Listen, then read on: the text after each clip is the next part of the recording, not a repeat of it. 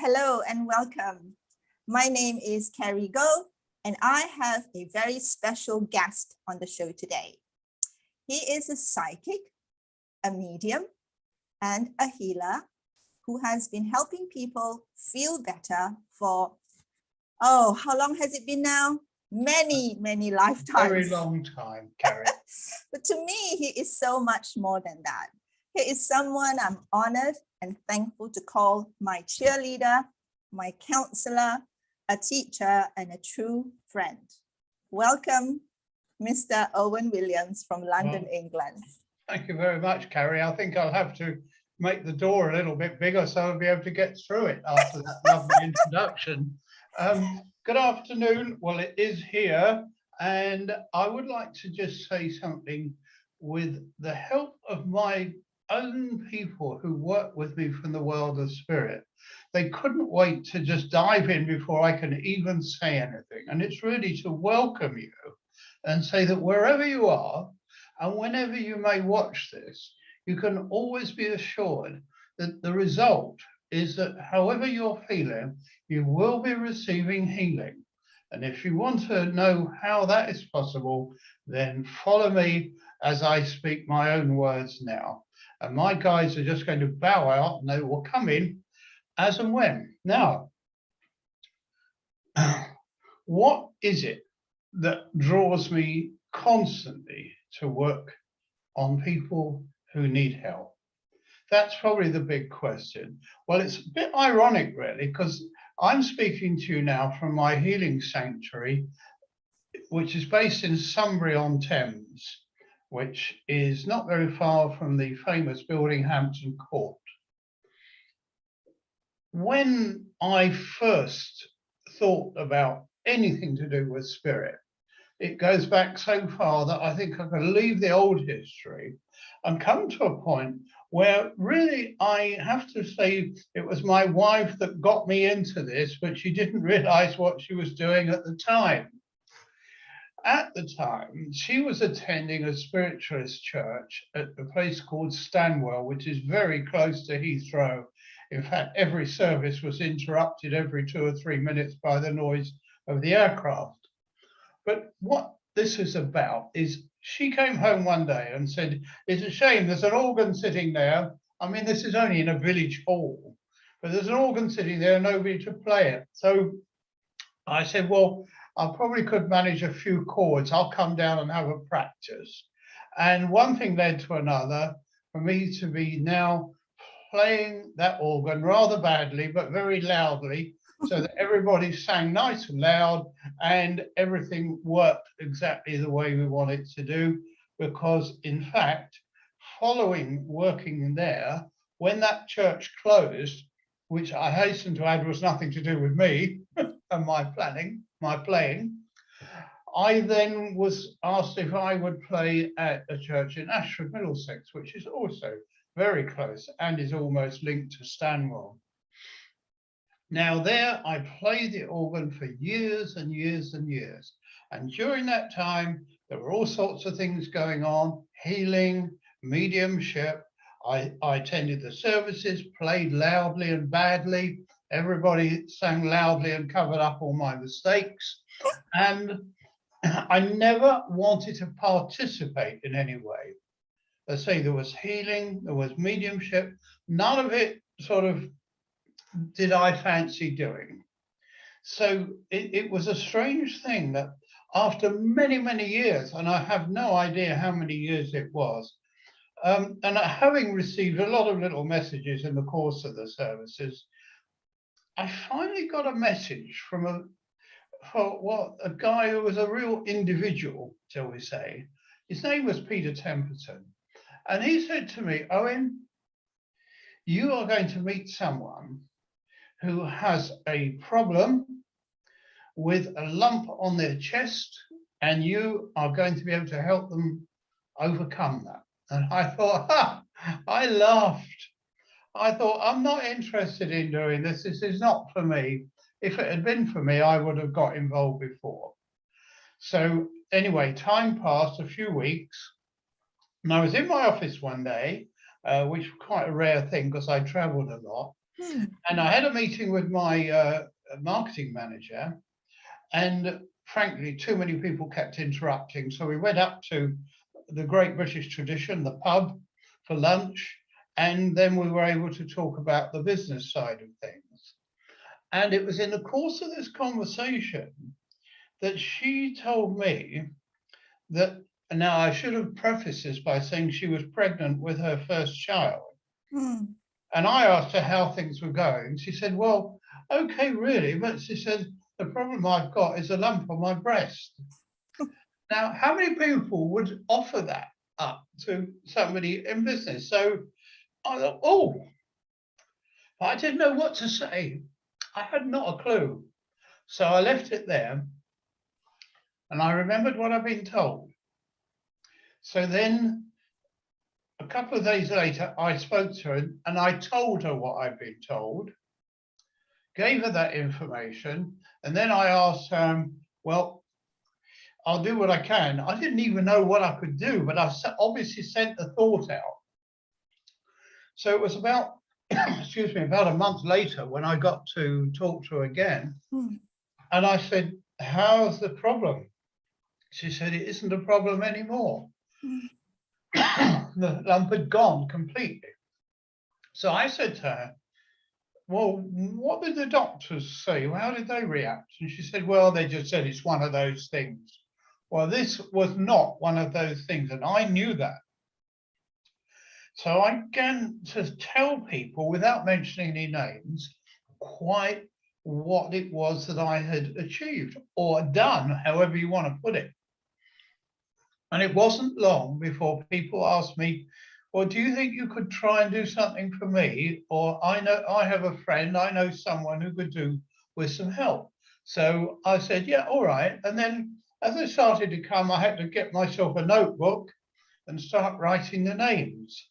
And then I felt I was guided to sit once a week in my lounge, light the candles, play some gentle music, and I sent out unconditional loving thoughts, although I didn't know what that was at the time.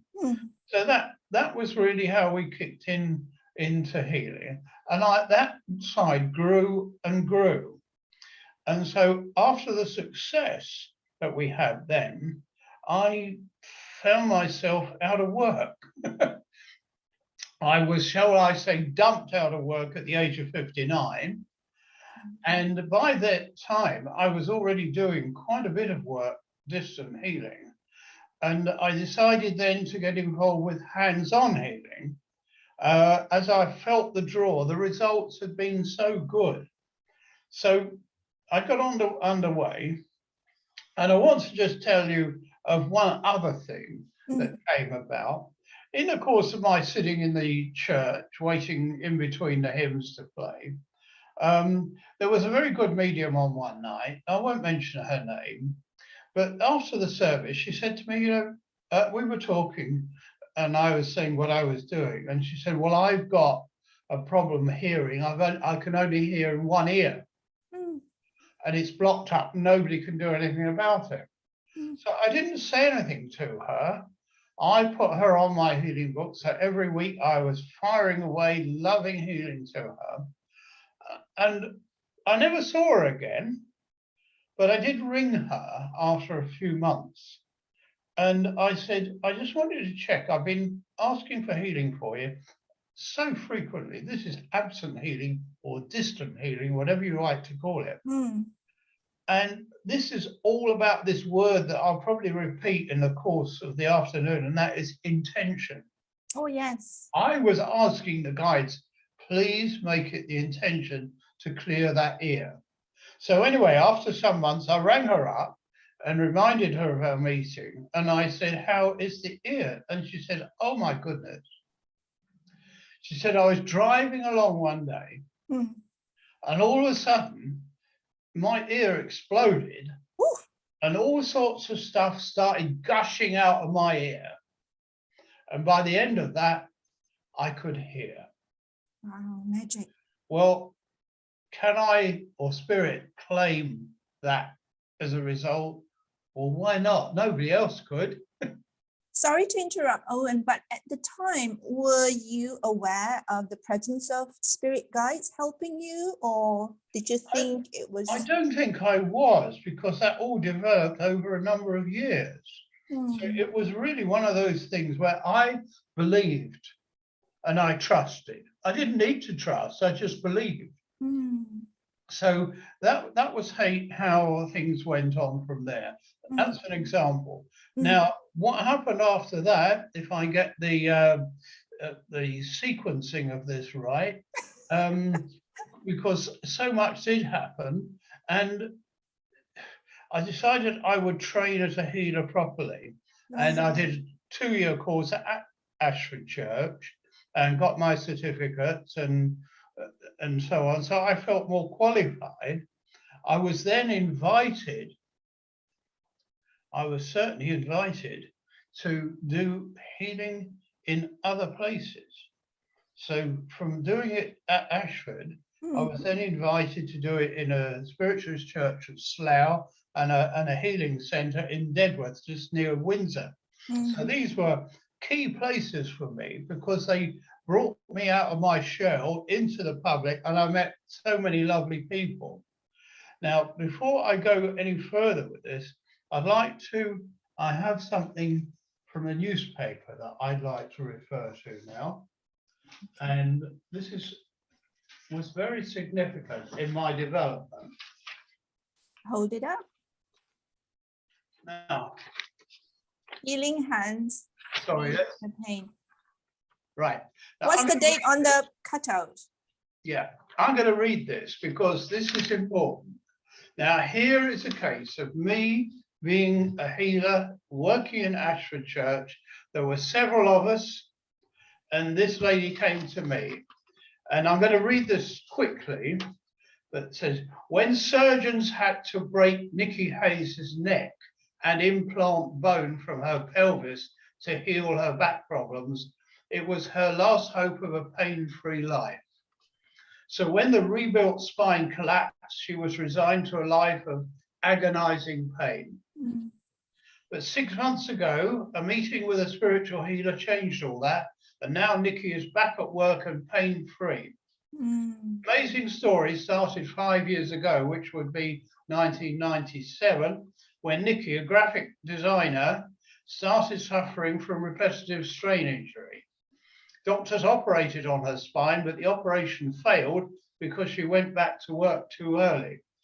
They tried again, but a year ago, the pain unfortunately returned, leaving her unable to work. Nikki started to believe nothing could be done for her.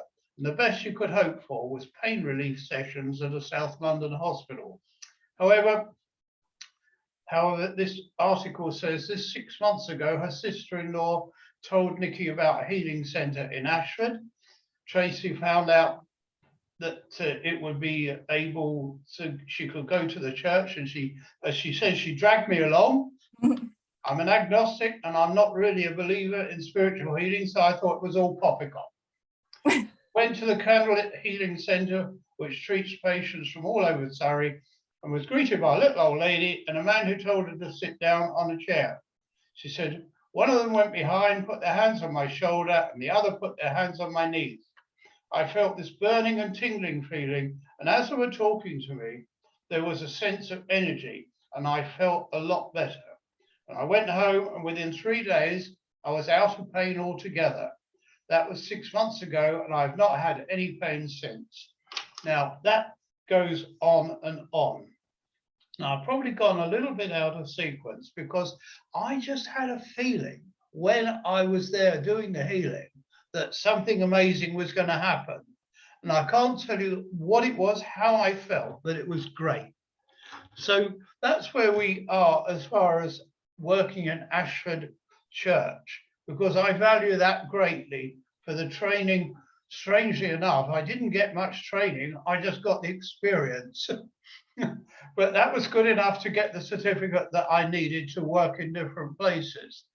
Now, having worked in these places, I then moved on to the thought, eventually, that I'd like to have my own healing sanctuary. Now, this was a big step And I realized just how big it was when I thought, well, we've got to pay the rent. I have to hire a place. And that was in 2009. And so in a place called Egham, Surrey, which is not very far away from where I live and where we were healing before, we opened in 2009 in the the local headquarters of the Quakers, which I think most people are familiar with. We were not connected in any way, but we hired that place. And I say we, I was accompanied by a number of first-class healers that I'd come into contact with. But the most extraordinary thing was, to me, was the love that I was given.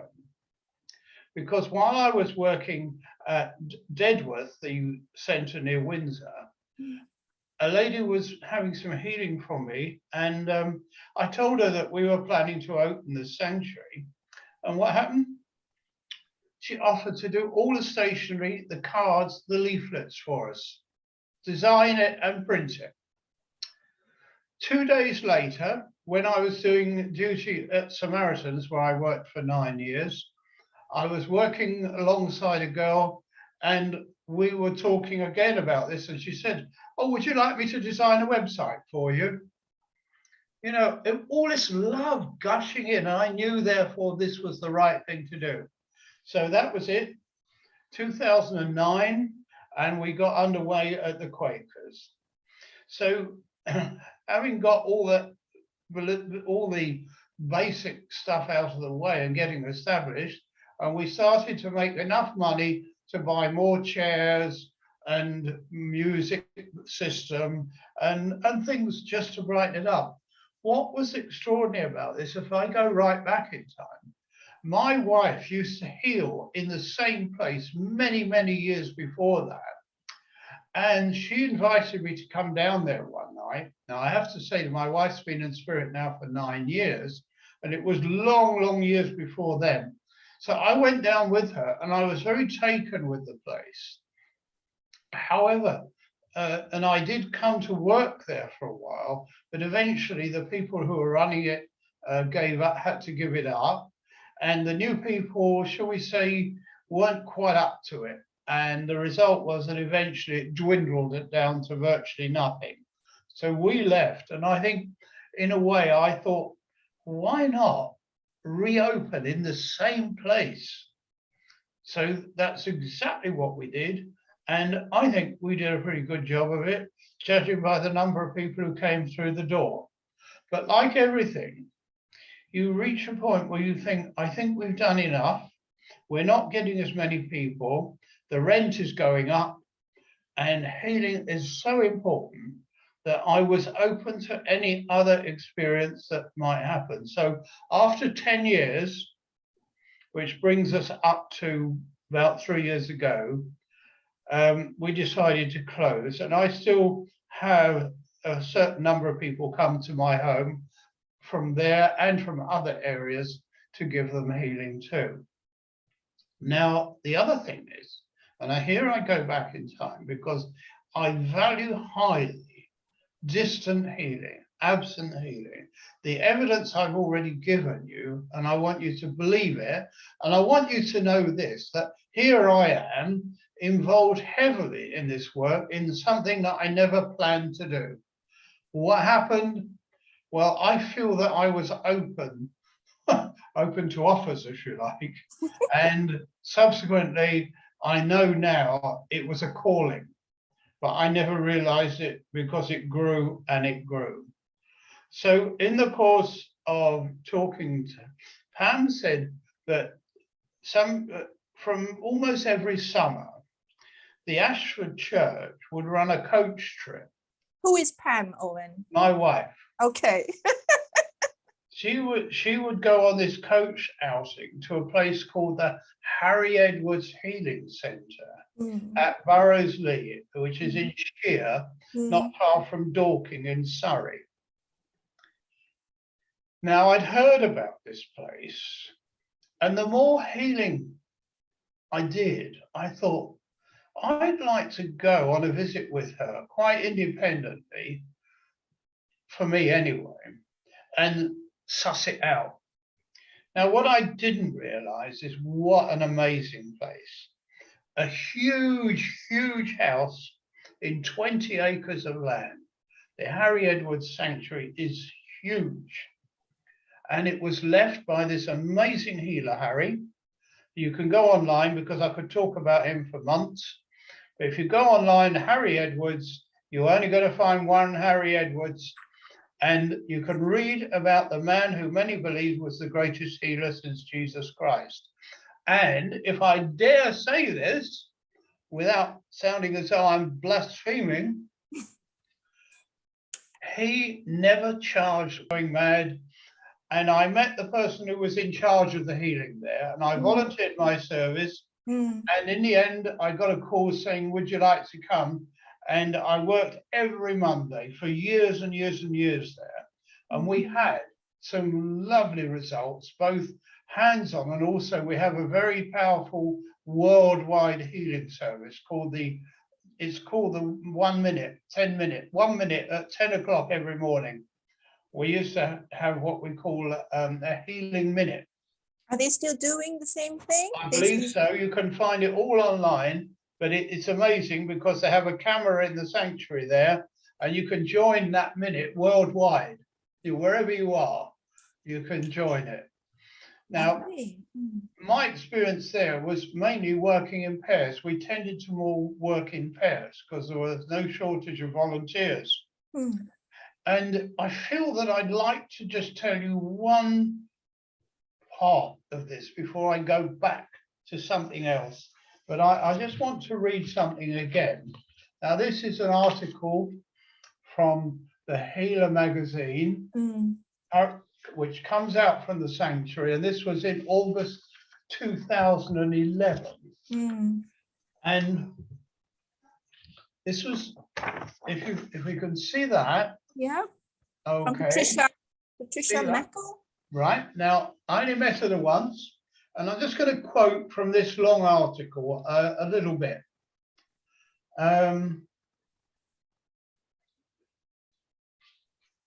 She'd known Harry Edwards before, so I couldn't believe that he had a healing sanctuary. It was beautiful. The people were so lovely, welcoming and friendly. I told one of the ladies I met how we had come across the sanctuary by accident. And she said, you didn't find this by accident. You were meant to be here. Ooh.